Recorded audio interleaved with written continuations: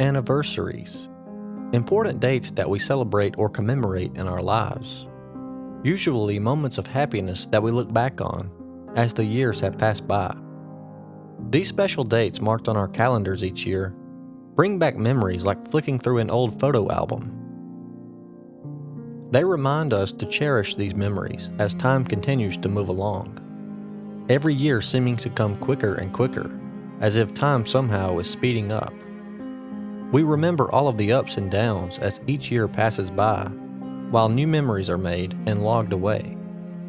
That is the case for most anniversaries that we celebrate, such as the marriage to a spouse, another trip around the sun, or just a special event that has taken place in our lives.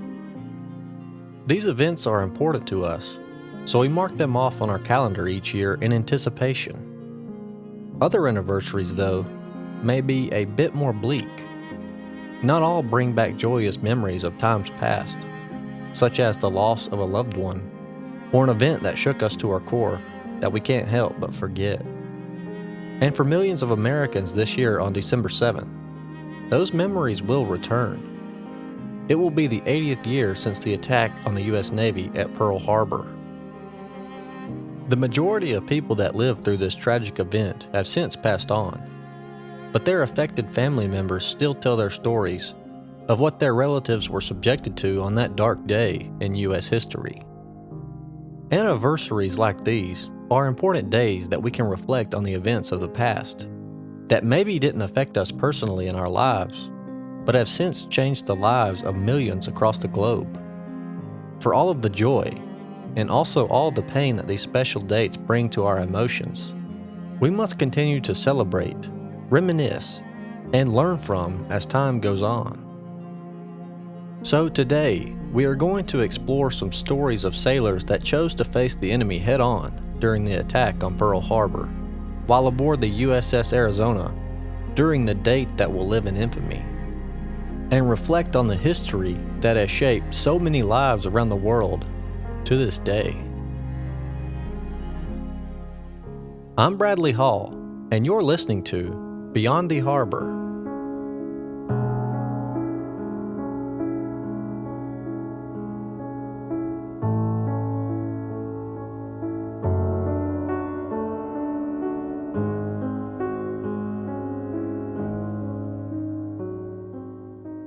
In the early morning hours of December 7th of 1941, the USS Arizona was floating in port at Pearl Harbor, Hawaii, along with around 100 other U.S. Navy vessels. All throughout the Arizona were 1,512 crew members in their quarters, some still asleep in their bunks, others just waking up, and some having breakfast. The Japanese had planned a strategic, well-timed attack on the base. The primary target of the Japanese were the 8 battleships anchored there that could deliver deadly blows to their forces should they be allowed to escape. President Franklin Roosevelt had ordered the entire Pacific Fleet to Pearl Harbor to deter a growing Japanese aggression during World War II. As history would soon reveal, this would turn out to be a bad decision on the world stage, with no fault of his own.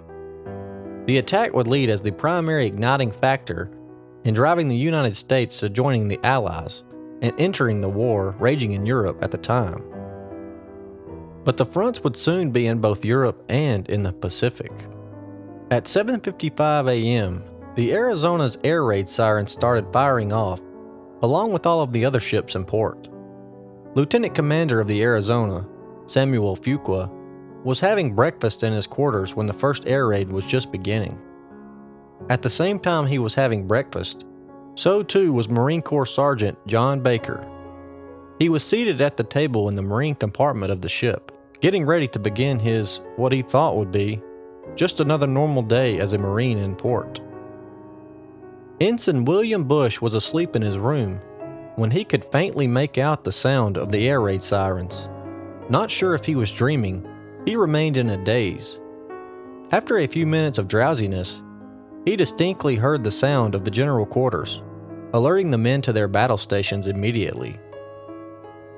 These 3 men aboard the Arizona were a bit dazed and confused, as they had only heard these sirens alerted on drills to keep them on their toes, partly assuming this was just another drill to keep the men alert. But why on a Sunday of all days? This was supposed to be a slow day, a day to recuperate from the Saturday night before, which I'm sure involved a good bit of partying and exploring around the beautiful island of Hawaii. Sadly though, these men had no idea what was coming for them just a few miles off in the distance. It would no longer matter what their immediate plans were. It wouldn't even matter what their long-term orders were. They would only have time to react to the situation, play the cards that were dealt to them. No time to think, no time to plan, only able to rely on their training that they'd had thus far.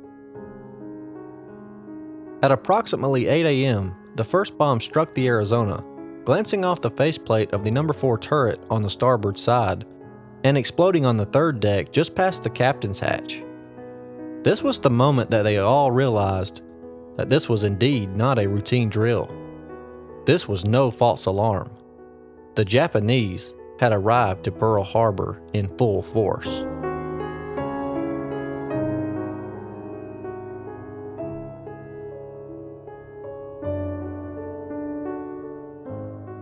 Shortly before the first bomb went off, Commander Fuqua made a phone call to the officer of the deck.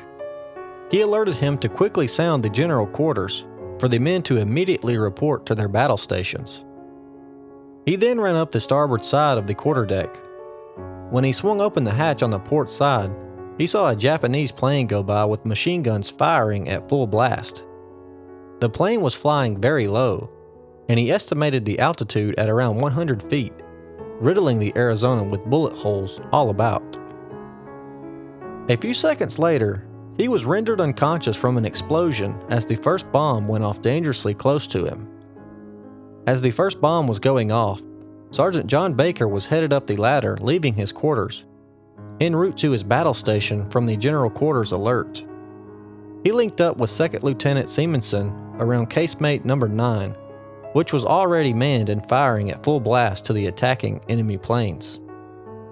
The pair then began up another ladder en route to the control station to see exactly what was going on and to see where they needed to report to best help out. As Lieutenant Simonson reached the first platform with the main mast and stepped clear of the structure, another bomb went off just below the quarterdeck, sending fragments of shrapnel all around. He was struck in the abdomen from one of the flying fragments and went down immediately. He dropped right at the feet of Sergeant Baker, just beside him. Baker said that he died almost immediately from the impact. The realization of what was happening hit Sergeant Baker like a ton of bricks. This thing that he had been training for, what seemed like to be for no reason up until this point, was now at his front door, knocking. This was no drill. This was war. Simultaneously, Ensign William Bush was coming to from his brain fog of sleep, trying to wrap his mind around what was happening as the explosions were going off all around him. He quickly threw on some clothes and headed toward the second deck. Lieutenant Jans was sending everyone in the area to a shelter just below the armored deck. Ensign Bush followed him down with about 40 enlisted men. But just before they could close the hatch, there were 3 massive explosions that sent flames, shrapnel, and fumes flying into the shelter. In his own words, he said, quote, "I then told all personnel in the vicinity to get out and go topside to avoid the gas. About 20 enlisted personnel and myself went topside. I saw the entire ship forward of number 3 turret to be raging in fire. I asked Ensign Davidson about fighting the fire, and he told me that there was no water in the fire main." End quote. All 3 men were now among the 1,500 others aboard the Arizona and countless others in different vessels anchored in harbor, trying to wrap their minds around what was happening, doing their best to come to terms that they were indeed under a massive air raid attack. It was time to go to work, time to rely on their training and give their all for their brothers that surrounded them.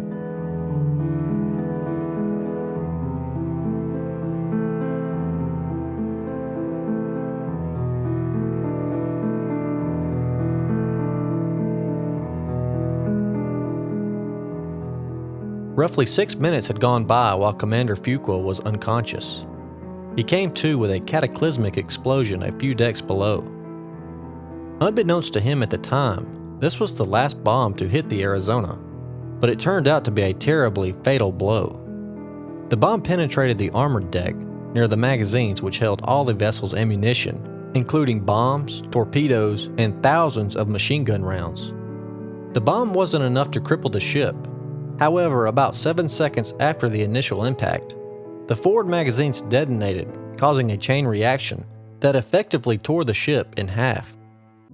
This explosion caused massive fires across the whole ship, and even in the surrounding oily waters, trapping the sailors with nowhere to flee for safety. This is where Commander Fuqua stepped up and took control, directly in the face of pure terror.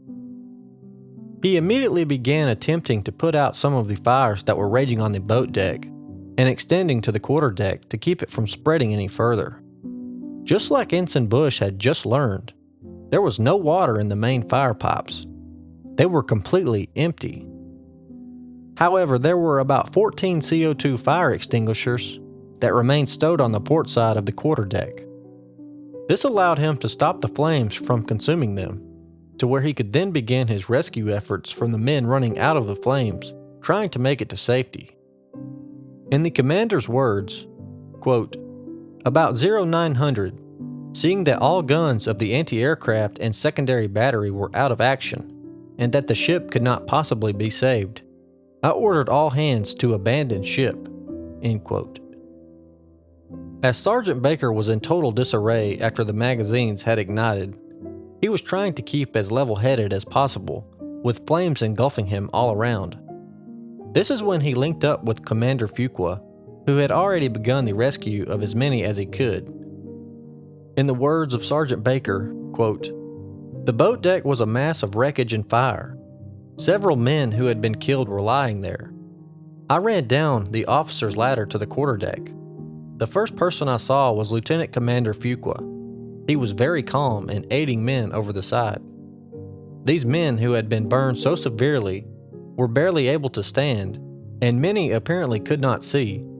They would not have made it to shore if it had not been for the presence of mind of the commander." Sergeant Baker was scared, though who wouldn't be in this situation? Commander Fuqua gave off a calmness that snapped him back into the action, knowing he needed to get to work helping his surrounding brothers in arms. He looked around to see who he could help, but the commander ordered him over the side. As this was an order from a commanding officer, Sergeant Baker immediately threw off his clothes, leapt in the water, and began to swim for safety, all while the machine gun fire and bombs dropping around him was still raging on. As the sergeant began his swim for safety, Ensign Bush was getting himself and another officer into a couple of boats to get clear of the oil fires that were surrounding the ship. They began picking up men scattered about in the water who were severely burned but still alive, hanging on by just a thread. They took several boatloads of men to Ford Island to get them to safety, while they would continue to return again and again to rescue more survivors. On their last trip back, they sailed up alongside the quarter of the Arizona and waited until everyone who had gathered on the stern had been taken off, with no other survivors left to rescue. Commander Fuqua then made sure no one else could be rescued off the Arizona before leaving. He had gotten everyone that he possibly could to safety. They then got the men in the boat that was left to safety at Ford Island. Ensign Bush, along with the rest of the people he had pulled from the water, made their way down into the air raid shelter below to be protected from the firefight above. The commander's day, though, was not done. He grabbed another boat and began to continue searching the waters for survivors, looking for any sign of life, all while the Japanese terror continued to rain down upon him.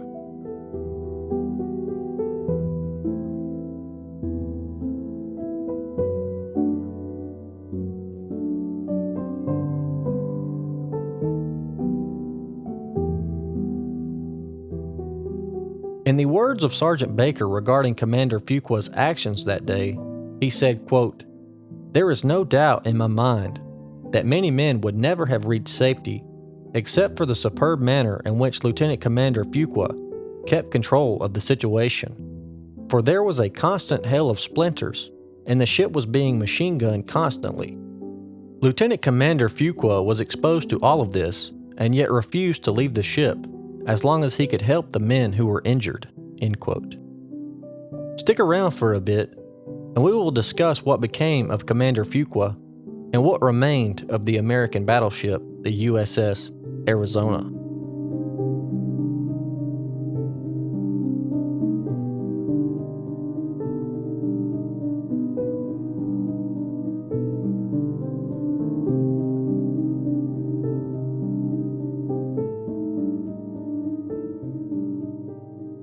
It is important to understand that for the majority of the time Commander Fuqua was making his rescue attempts throughout the day, he was having to fight through machine gun fire and bombs dropping all around him, as well as the other ships anchored in port.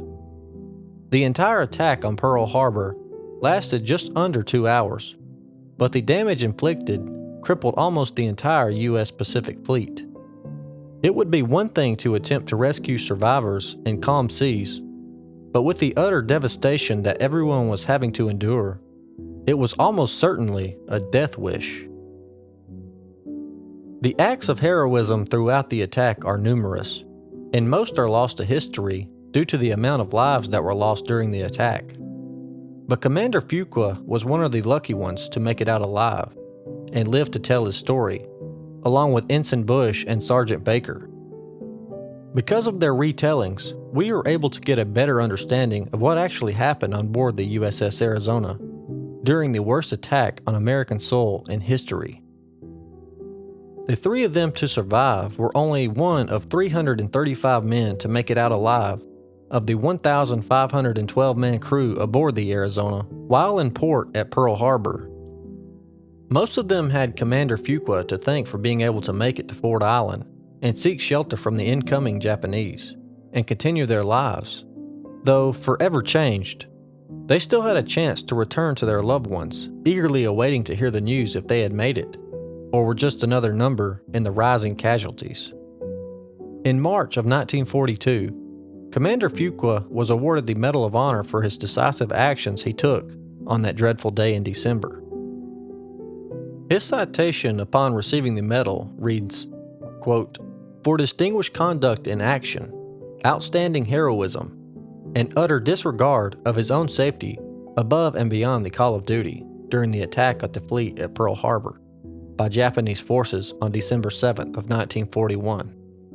Upon the commencement of the attack, Lieutenant Commander Fuqua rushed to the quarterdeck of the USS Arizona, to which he was attached, where he was stunned and knocked down by the explosion of a large bomb which hit the quarterdeck, penetrated several decks, and started a severe fire. Upon regaining consciousness, he began to direct the fighting of the fire and rescue of the wounded and injured personnel. Almost immediately, there was a tremendous explosion forward, which made the ship appear to rise out of the water, shudder, and settle down by the bow rapidly. The whole forward part of the ship was enveloped in flames, which were spreading rapidly, and wounded and burned men were pouring out of the ship to the quarterdeck. Despite these conditions, his harrowing experience and severe enemy bombing and strafing at the time, Lieutenant Commander Fuqua continued to direct the fighting of the fires in order to check them while the wounded and burned could be taken from the ship, and supervised the rescue of these men in such an amazingly calm and cool manner, with such excellent judgment, that it inspired everyone who saw him and undoubtedly resulted in the saving of many lives. After realizing the ship could not be saved, and that he was the senior surviving officer aboard, he directed it to be abandoned, but continued to remain on the quarterdeck and directed abandoning of the ship and rescue of personnel until satisfied that all personnel that could have been saved, after which he left the ship with the boatload. The conduct of Lieutenant Commander Fuqua was not only in keeping with the highest traditions of the naval service, but characterizes him as an outstanding leader of men." End quote. The USS Arizona remains in port at Pearl Harbor these 80 years later. She lays roughly 40 feet beneath the Hawaiian waters, In 1962, a memorial was built to honor the sacrifices made on that day in December of 1941. In 1989, it was officially declared a National Historic Landmark. It is visited annually by roughly 2 million people each year to honor and pay their respects to the 900 souls that still remain entombed in the Arizona. There will be no efforts made to recover their remains, as all of their families agreed to leave them undisturbed and at peace in their vessel. The Arizona is still leaking oil to this day. It can be seen in the waters above the wreckage, rising to the surface above. It has become known as the Tears of the Arizona. It is said that it will continue leaking until the last crew member of the ship has passed.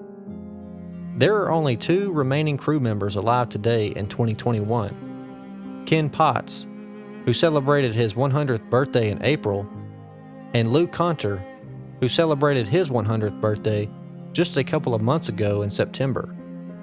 Thanks to these men and the retelling of their stories, the memory of the sacrifices that them and their fallen brothers made during that day will continue to live on.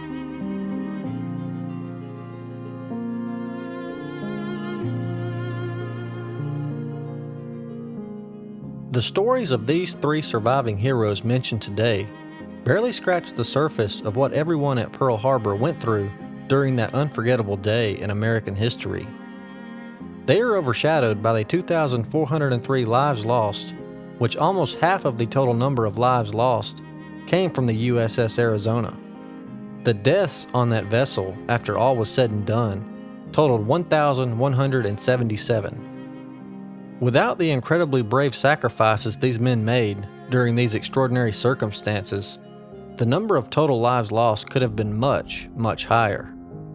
So today, on the 80th anniversary of this tragic day, we remember those who were lost and celebrate the lives of all the heroes aboard the USS Arizona and the other ships at port in Pearl Harbor as they fought with all they had in the eyes of sheer terror.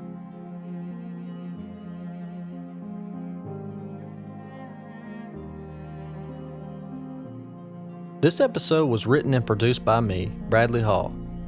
If you enjoyed this story as we explored the history of the USS Arizona at Pearl Harbor and their heroes, please be sure to like, rate, and subscribe. You can find us on Instagram by searching for Beyond the Harbor. Questions, comments, and feedback can be left at my website. As always, if you are looking to take a deeper dive into this story, the source material used for this episode can be found on my website. Thanks for listening.